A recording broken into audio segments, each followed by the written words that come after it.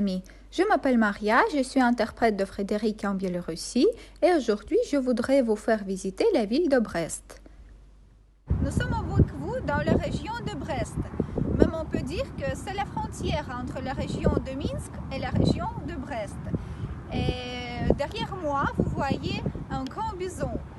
Parce que le bison, c'est un symbole de la Biélorussie. Et dans la région de Brest, dans le parc de Belaveja, ou Belavejskaya Pusha, il y a la plus grande quantité de bisons d'Europe en Biélorussie. Bien sûr, de belles femmes biélorusses vivent non seulement à Minsk, mais aussi dans les autres villes de la Biélorussie. Et je voudrais vous présenter la ville de Brest pour plusieurs raisons.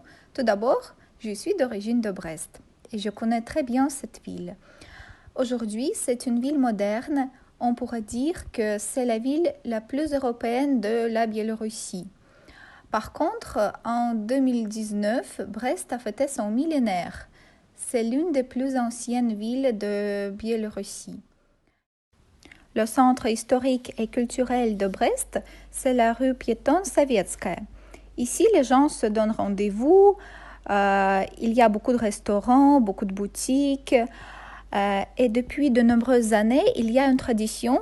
Tous les visiteurs peuvent croiser un incroyable allumeur de réverbères portant un uniforme de l'époque de Pierre de Grand et allumant les anciens réverbères au long de la rue Sovietskaya.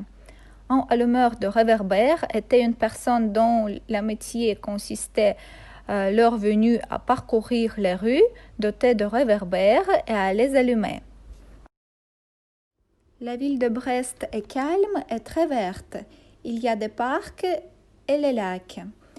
Les habitants de la ville profitent les week-ends pour partir dans la forêt Belavejskaya Pusha, Belaveja, pour faire du vélo. Ici, on peut louer des vélos pour quelques heures et en passant, vous pouvez voir même des bisons. Aussi, la forêt Belaveja est connue pour la maison de Père Noël biélorusse. La ville est surtout célébrée pour sa forteresse, connue dans tous les anciens pays membres de l'Union soviétique, symbole de l'héroïsme des soldats de l'armée rouge face à l'invasion nazie lors de la Seconde Guerre mondiale. Le 22 juin 1941, les troupes allemandes attaquent la forteresse de Brest et déclenchent ainsi la guerre à l'Union soviétique. Les troupes soviétiques s'engagent dans une défense héroïque et désespérée de la ville. Malheureusement, la ville sera détruite en quelques jours. Suite à cet événement tragique, la forteresse est devenue le symbole du courage de l'endurance du peuple biélorusse et des sacrifices accomplis pendant la Seconde Guerre mondiale. Et je veux vous montrer que la forteresse de Brest est vraiment un monument immense. Nous sommes avec vous ici et nous pouvons visiter un tout petit peu seulement le citadelle, c'est par là.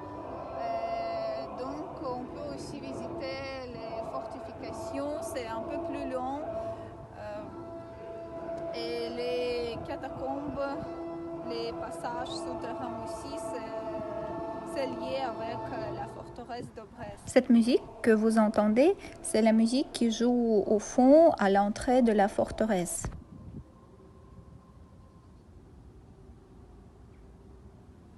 Et maintenant, nous voyons les gardes d'honneur près de la flamme éternelle dans la forteresse. Ce sont des enfants en uniforme de l'époque soviétique. Toutes les écoles de Brest préparent à tour de rôle les enfants à participer à la garde d'honneur. Les écoliers aiment beaucoup y participer parce que pour les enfants, ce sont des compétitions. Il y a toujours quelqu'un qui gagne.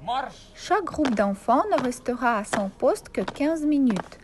Le but est de familiariser les enfants avec l'histoire de la forteresse et de leur ville natale.